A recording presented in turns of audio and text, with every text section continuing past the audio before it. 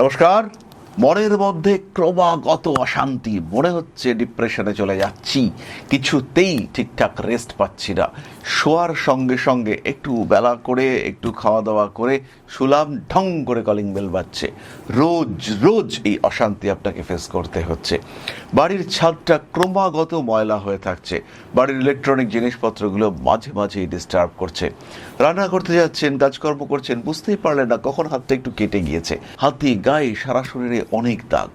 শরীরের skin oriented কিছু সমস্যা সৃষ্টি হচ্ছে, কিন্তু কিছুতেই সেটাকে ম্যানেজ করা যাচ্ছে না।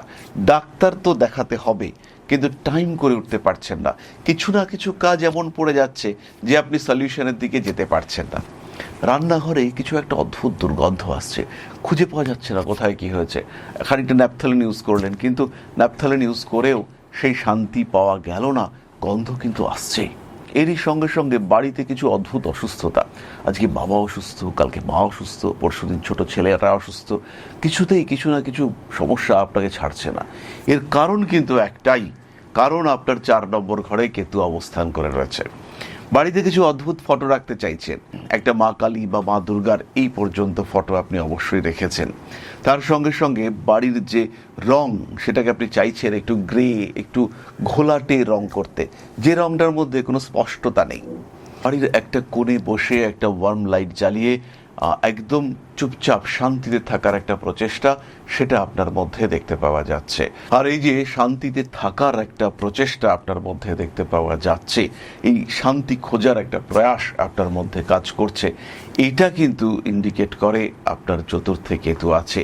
একটু অন্ধকার অন্ধকার জায়গা, একটু স্যাঁতস্যাঁতে জায়গা, আপনার বাড়িতে ড্যাম্প হচ্ছে। আর সবচেয়ে বড় কথা, ফোটা ফোটা জল পড়ছে। যতবারই মিস্ত্রি ডাকছেন, কল সারাচ্ছেন, কিন্তু ফোটা ফোটা জল কিন্তু পড়ছে। চতুর্থে কেতু। বাড়িতে মৃত ব্যক্তির ছবিগুলো ডেকে নিয়ে এসে লাগিয়ে দিয়েছেন।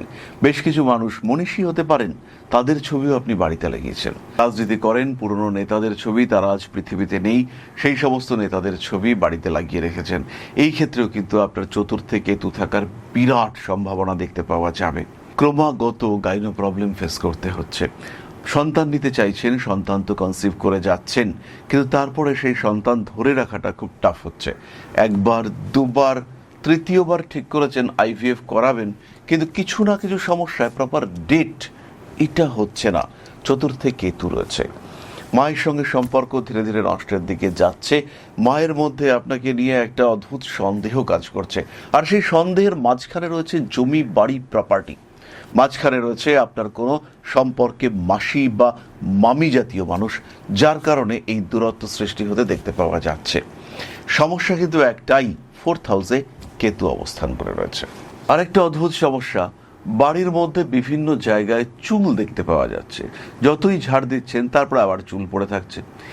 এটা বারবার আপনি দেখতে পাবেন যদি আপনার 4th হাউসে কেতু অবস্থান করে। আলটিমেটের রেজাল্ট, ফিনান্সিয়াল ডিস্টারবেন্স, গৃহশান্তির অভাব, শরীর স্বাস্থ্য ক্রমাগত খারাপ হচ্ছে, একটা ব্যালেন্সড লাইফ কিছুতেই লিড করতে পারছেন না, অতিরিক্ত রেসপন্সিবিলিটি কিছুতেই কন্ট্রোল হচ্ছে না, বন্ধু বান্ধবরা ধার চাইছে, ধার দিচ্ছেন আর শোধ দিচ্ছে না, ভালো টাকা পয়সা বাজারে আটকে রয়েছে, পেমেন্ট পাওয়ার কথা কিন্তু পাচ্ছেন না। প্রয়োজন প্রতিকার, প্রয়োজন গ্রহশক্তি ম্যানেজমেন্ট।